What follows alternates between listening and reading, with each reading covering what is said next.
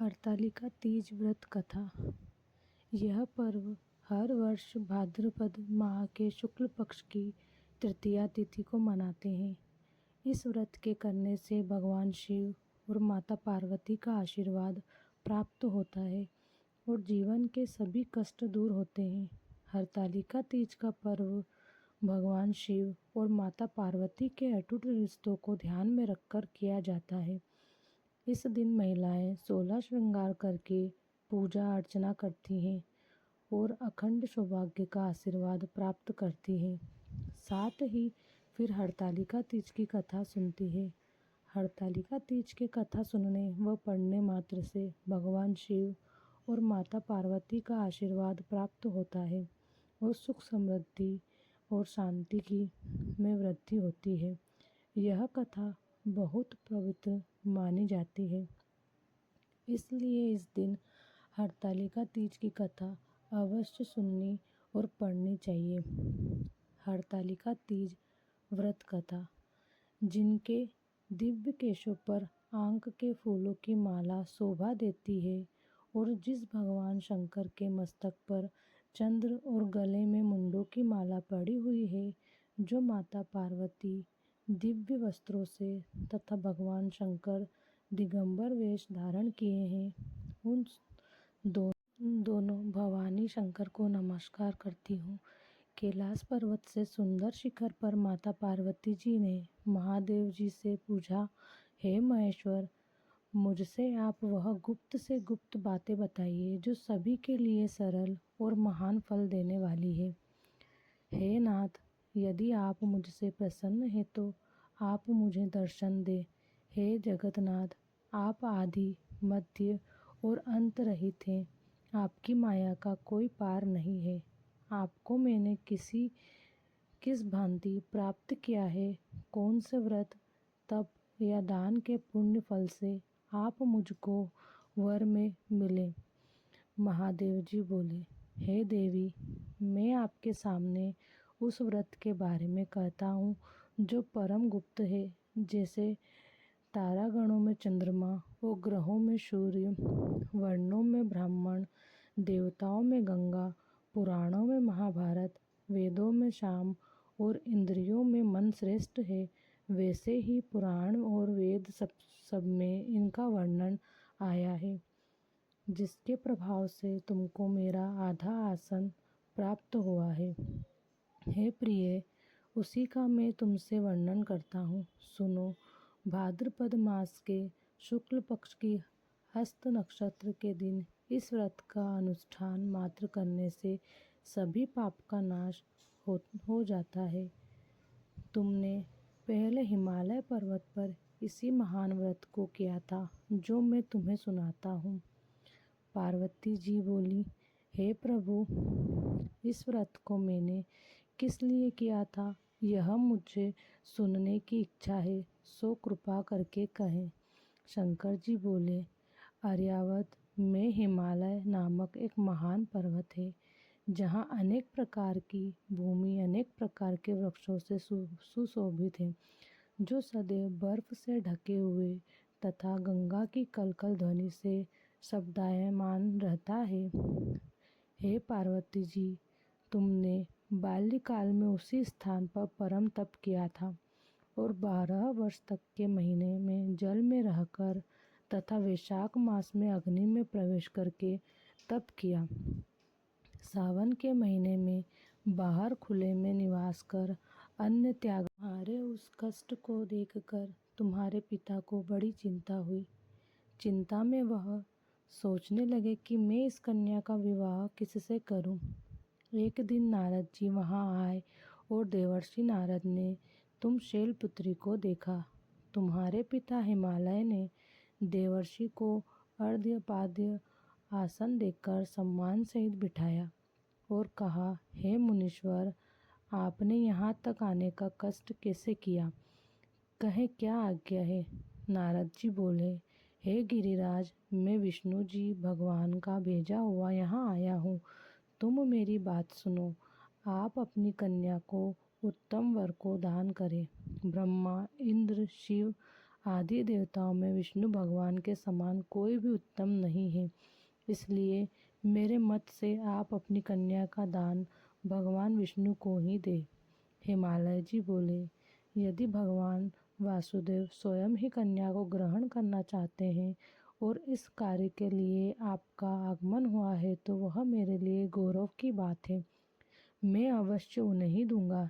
हिमालय का यह आश्वासन सुनते ही देवर्षि नारद जी आकाश में अंतर्ध्यान हो गए और भगवान विष्णु के पास पहुँचे।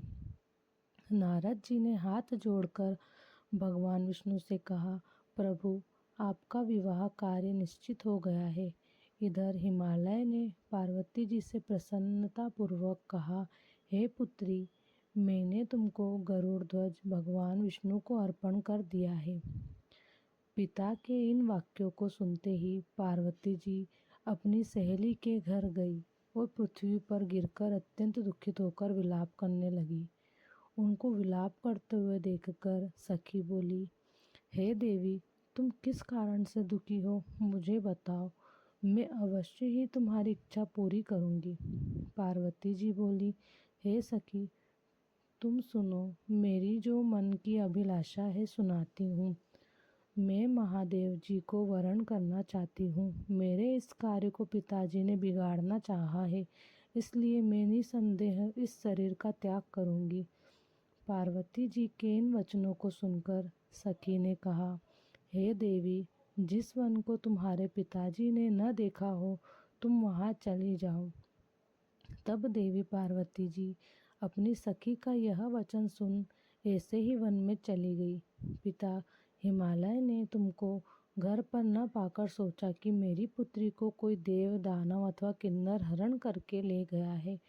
मैंने नारद जी को वचन दिया था कि मैं पुत्री का भगवान विष्णु के साथ वरण करूँगा। हाय, अब यह कैसे पूरा होगा? ऐसा सोचकर वे बहुत चिंतातुर मूर्छित हो गए। तब सब लोग हाहाकार करते हुए दौड़े और मूर्छा दूर होने पर गिरिराज से बोले कि हमें आप अपनी मूर्छा का कारण बताओ।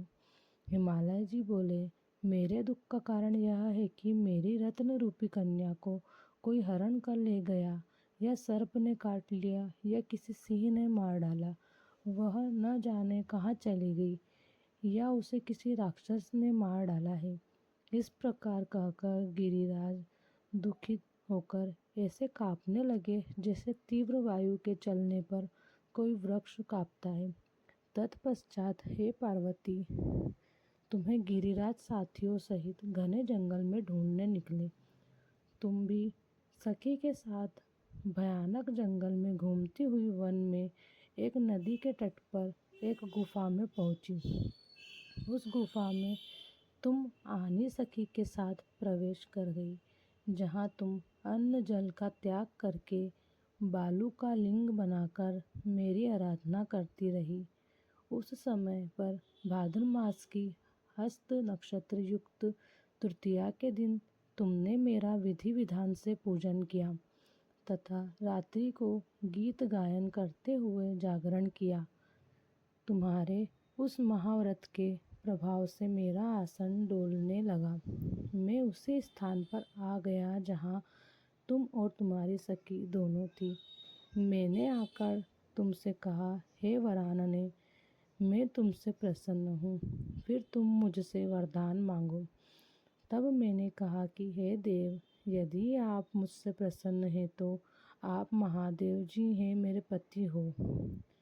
मैं तथास्तु ऐसा कहकर कैलाश पर्वत को चला गया और तुमने प्रभात होते ही मेरी उस बालू की प्रतिमा को नदी में विसर्जन कर दिया।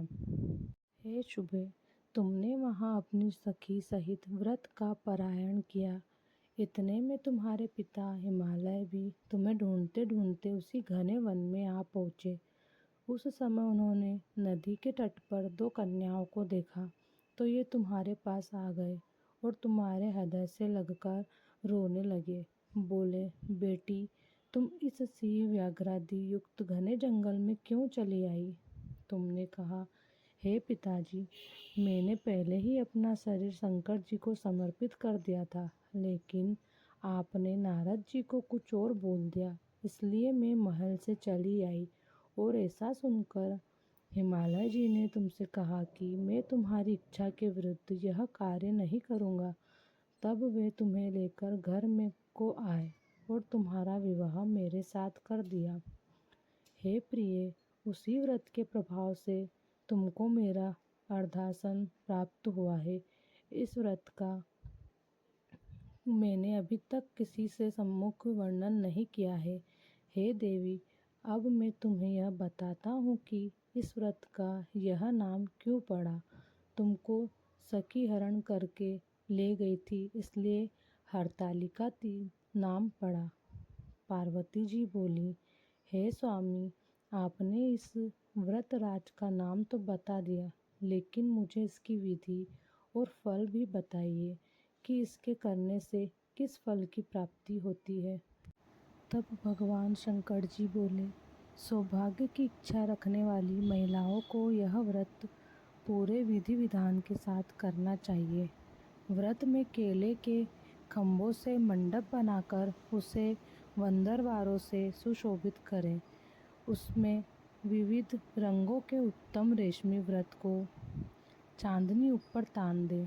चंदन आदि सुगंधित द्रव्यों का लेपन करके महिलाएं एकत्रित हो शंख, भेरी, मृदंग आदि बजावे। विधि पूर्वक मंगलाचार करके श्री गौरी शंकर की बालू निर्मित प्रतिमा स्थापित करें। फिर भगवान शिव पार्वती जी का गंध, धूप, पुष्प आदि से विधि पूर्वक पूजन करें। अनेकों नैवेद्यों का भोग लगावे और रात्रि को जागरण करे। नारियल, सुपारी, ज्वारी, नींबू, लौंग, अनार, नारंगी आदि ऋतु फलों तथा फूलों को एकत्रित करके धूप, दीप आदि से पूजन करके कहे, हे कल्याण स्वरूप शिव, हे मंगल रूप शिव, हे मंगल रूप महेश्वरी, हे शिवे, सब मनोकामनाओं को देने वाली देवी, कल्याण रूप तुम्हें नमस्कार है। कल्याण स्वरूप माता पार्वती जी, हम तुम्हें नमस्कार करते हैं। भगवान शंकर जी को सदैव नमस्कार करते हैं। हे ब्रह्मा रूपिणी जगत का पालन करने वाली माँ, आपको नमस्कार है। हे सिंह वाहिनी, मैं सांसारिक भय से व्याकुल हूँ, तुम मेरी रक्षा करो। हे माहेश्वरी, मैंने इसी अभिलाषा से आपका पूजन किया है। हे पार्वती माता, आप मेरे ऊपर प्रसन्न होकर मुझे सुख और सौभाग्य प्रदान कीजिए। इस प्रकार के शब्दों द्वारा उमा सहित शंकर जी का पूजन करें। विधि पूर्वक कथा सुनकर गो, वस्त्र, आभूषण आदि ब्राह्मणों को दान करें। इस प्रकार से व्रत करने वाले के सबके पाप नष्ट हो जाते हैं और उन्हें मुँह मांगा फल प्राप्त होता है। वीडियो अच्छा लगे तो लाइक, कमेंट, शेयर ज़रूर कीजिए और चैनल को सब्सक्राइब करना ना भूलें। हर हर महादेव, जय माँ काली।